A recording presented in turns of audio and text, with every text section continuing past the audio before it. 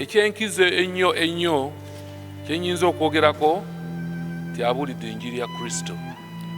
Oyinza okukola ebirala byonna naye kino bwe kikulema oyinza okuba nga tokoze bulungi. N'olwekyo tumwebaza abuulidde enjiri era akulembedde bulungi obulabirizi buno mu bintu eby'enjawulo.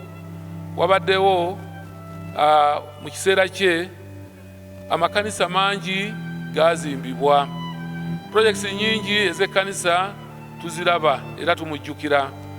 Ate era tubadde tumulaba nga takoma kukola mirimu gino naye nga abadde omuzadde ate omwami alabiridde obulungi famire ye.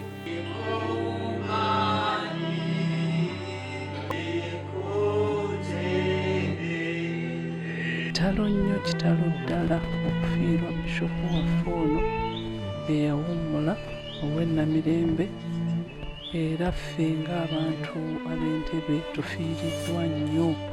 Abadde senior citizen mu kitundu kino era nga ye chairperson w'abakadde, tufiiriddwa ddala.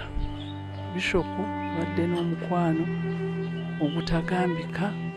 Musajja mulokole, akati ffenna ekyo kituzaamu essuubi era amawulire g'okufa kwe gatutuuseeko kyabadde kyekango kubanga yabadde mulamu, yakola obuweereza ku Sande gye yali agenze n'akomawo. Kale kyewuunyisa kubanga ne ku Sande abadde alina gy'agenda okukola obuweereza, naye Katonda bw'atyo bwe yateeseteese.